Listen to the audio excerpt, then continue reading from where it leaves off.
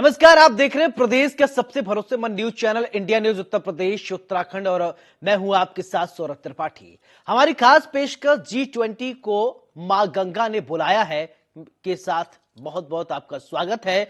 20 देशों के मंत्री बड़ी चर्चा, विकास पर मंथन और हस्तकला का लुत्फ उठाते विदेशी मेहमान। जी हां, बात कर रहे हैं हम भोले की नगरी काशी की, जहां पर विदेशी मेहमानों का जमावड़ा लगा हुआ है। आज हम आपको इस खास पेशकश में G20 बैठक के बारे में विस्तार से बताएंगे।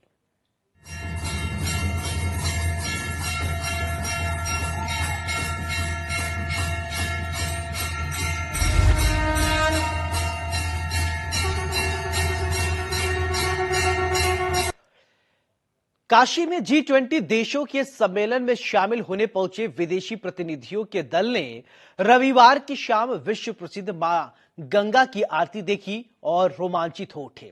इस वक्त आपको 4 तस्वीरें दिखाई दे रही हैं आपकी टीवी स्क्रीन पर। पहली तस्वीर आपको दिखा रहे हैं जहां पर विदेशी मेहमानों का स्वागत किया गया। G20 सम्मेलन में शामिल होने आए विदेशी मेहमानों ने दल के स्वागत के लिए हवाई से होटल ताज तक प्रमुख चौराहे पर डमरू दलों और विभिन्न सांस्कृतिक दलों द्वारा स्वागत किया गया। दूसरी तस्वीर आपको दिखा रहे हैं जब विदेशी मेहमान शंखनाद, घंटी, डमरू की आवाज और मां गंगा के जयकारों से रोमांचित मेहमानों ने भारतीय संस्कृति की अद्भुत छटा देखी। मां गंगा की महाआरती भव्य स्वरूप में शुरू हुई, जहां पर अर्चकों ने आरती उतारी और चंवर भी डुलाया। दशाश्वमेध घाट को फूल मालाओं से दीपों से सजाया गया था। गंगा आरती की शुरुआत देवाधिदेव महादेव की प्रतिमा पर पुष्प वर्षा कर गणपति पूजन से शुरू हुई। तीसरी तस्वीर आपको दिखा रहे हैं जब G20 देशों के विकास मंत्रियों से विदेश मंत्री डॉक्टर एस जयशंकर ने मुलाकात की। चौथी तस्वीर आपको दिखा रहे हैं जहां पर प्रधानमंत्री नरेंद्र मोदी ने मेहमानों को संबोधित किया। प्रधानमंत्री नरेंद्र मोदी वीडियो संदेश के माध्यम से प्रतिनिधियों का स्वागत किया।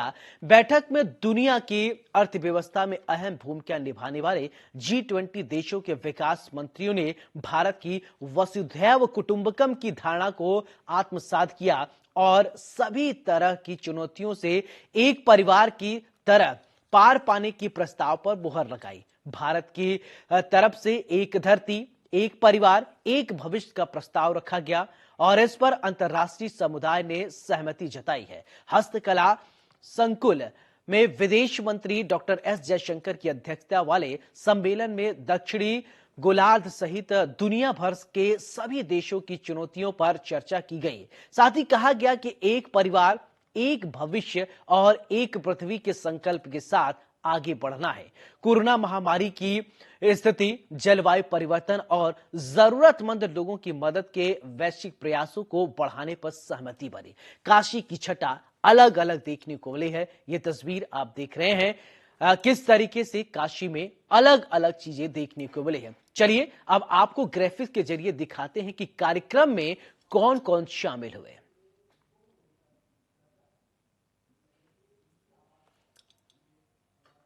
तो कार्यक्रम में अमेरिका, इसके अलावा ये देखिए तस्वीर हम आपको G20 में ब्रिटेन देश और इसके अलावा ब्रिटेन के डेलीगेट्स शामिल हुए और इसके अलावा बात किया जाए फ्रांस के डेलीगेट शामिल हुए। G20 समिट में कौन कौन शामिल हुए ये तस्वीर हम आपको ग्राफिक्स के जरिए दिखा रहे हैं। जर्मनी देश के डेलीगेट्स जो है वो शामिल हुए। इसके अलावा अगर बात किया जाए जर्मनी के अलावा तो रूस के डेलीगेट्स भी शामिल हुए और G20 समिट कौन कौन शामिल हुए हैं ये हम आपको बता रहे हैं। तो ये तस्वीरें आप देखिए G20 में कौन कौन शामिल हुआ। इटली देश के जो हैं वो डेलीगेट्स शामिल हुए। काशी में भव्य तरीके से स्वागत किया गया। कनाडा के डेलीगेट्स जो है वो शामिल हुए। इसके अलावा बात किया जाए अलग अलग तो ऑस्ट्रेलिया के डेलीगेट्स शामिल हुए और ऑस्ट्रेलिया के अलावा अगर बात किया जाए तो ब्राजील के डेलीगेट्स भी शामिल हुए हैं। तो ये तस्वीरें जो ग्राफिक्स के जरिए कौन कौन से देश शामिल हुए हैं वो हम आपको बता रहे हैं। जापान के डेलीगेट्स वो भी शामिल हुए जिनका वाराणसी में भव्य स्वागत किया गया। अमेरिका के डेलीगेट्स जिनका स्वागत किया गया। G20 देशों की अगर बात किया जाए तो ये तस्वीरें हम आपको दिखा रहे हैं, कितना फायदा होगा। तो ब्रांड इंडिया की छवि मजबूत बनाने का मौका मिलेगा। इसके अलावा G20 के जरिए टूरिज्म को भी बढ़ावा मिलेगा। तो G20 की अध्यक्षता भारत कर रहा है। भारत के पर्यटन स्थलों की बढ़ेगी अब लोकप्रियता। ये तस्वीर आप जो देख रहे हैं ग्राफिक के जरिए, मेक इन इंडिया प्रोजेक्ट को मिलेगा बढ़ावा। इसके अलावा कितना फायदा होगा ये हम आपको बता रहे हैं। बेहद खास बात ये है, भारत में बने प्रोजेक्ट की पहुंच विदेशों तक अब बढ़ेगी। भारत में जो निर्यात किया जा रहा है इसका सीधा असर देश की अर्थव्यवस्था पर पड़ेगा, यानी भारत की जो इकोनॉमी है वो मजबूत होगी। G20 देशों में भारत की छवि और बेहतर होगी।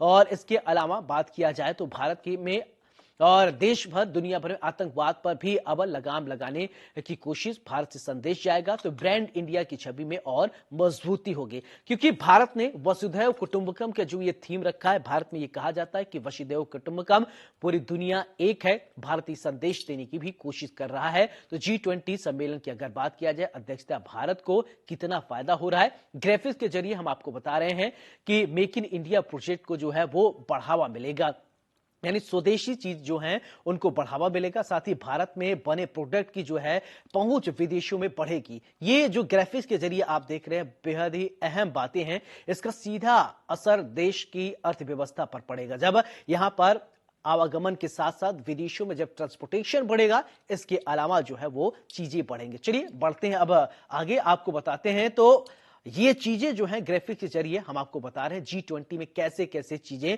भारत के लिहाज से ये अच्छा है। तो ये देखिए कौन कौन से देश शामिल हैं। तो अमेरिका की बात करें तो अमेरिका के डेलीगेट्स पहुंचे हैं। इसके बाद ब्रिटेन के डेलीगेट्स भारत में आए हैं, जिनको भारतीय संस्कृति में अलग अलग चीज मिलेगी, जिससे भारत में बढ़ावा भी मिलेगा व्यापार को। फ्रांस की बात करें तो फ्रांस के भी डेलीगेट्स भारत में आए हुए हैं। G20 समिट में ये शामिल देश हैं। इसके अलावा जर्मनी की बात किया जाए तो जर्मनी के भी डेलीगेट्स भारत में आए हैं और ये देखेंगे भारत से जो अलग अलग चीजें हैं, भौगोलिक स्थिति हो। रूस के डेलीगेट्स भी भारत आए। भारत और रूस की बात किया जाए तो दोनों के बीच में अच्छी मैत्री भावना है। और वहीं अगर इटली की बात किया जाए तो इटली के डेलीगेट्स के साथ भी अगर भारत की द्विपक्षीय वार्ता की बात करें, द्विपक्षीय संबंध की बात करें तो मजबूत संबंध है। कनाडा की बात करें तो कनाडा और भारत के बीच में बहुत अच्छा संबंध है। ये डेलीगेट्स भारत में आए कहीं ना कहीं अब भारत की इकोनॉमी में। इसके अलावा अब बात किया जाए तो ऑस्ट्रेलिया के डेलीगेट्स आए हैं। ऑस्ट्रेलिया के डेलीगेट्स के किस तरीके से प्रधानमंत्री नरेंद्र मोदी के साथ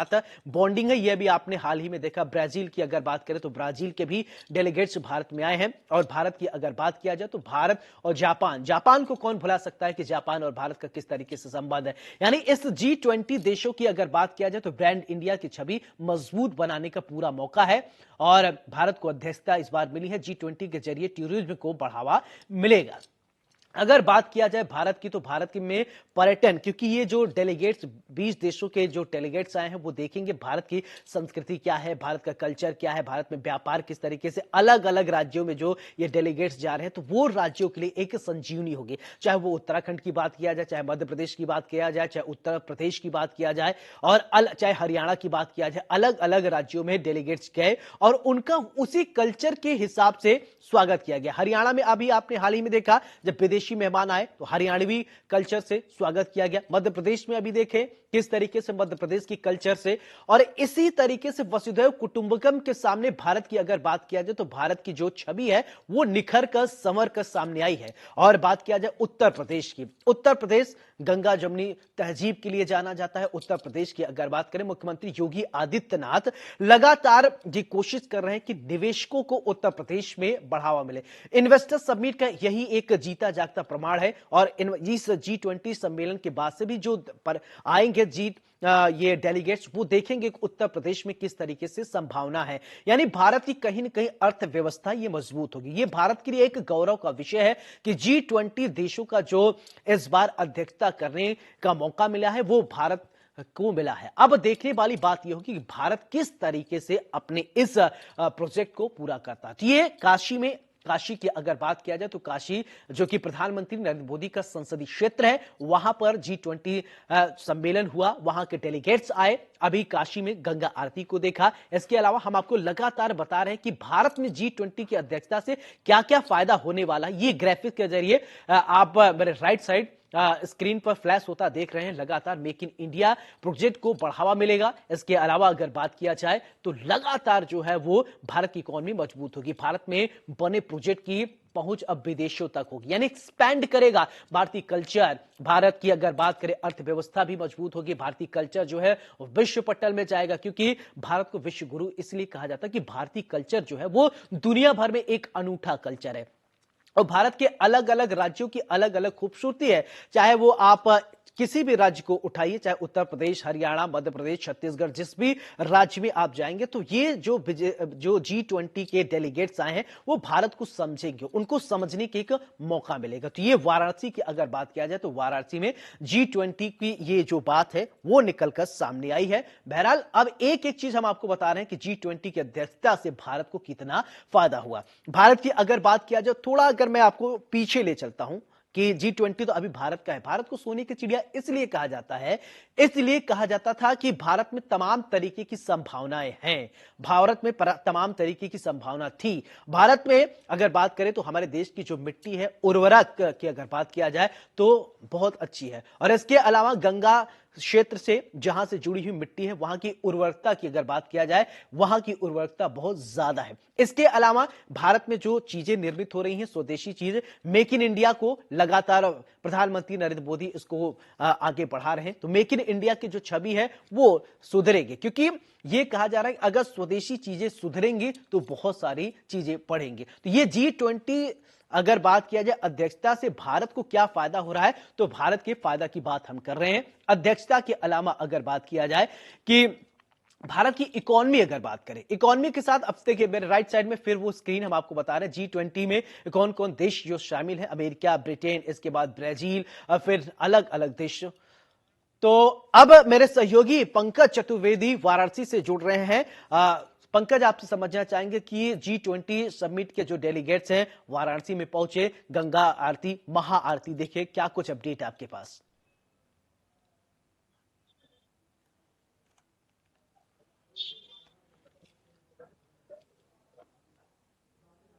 पंकज, आप तक आवाज पहुंच रही है?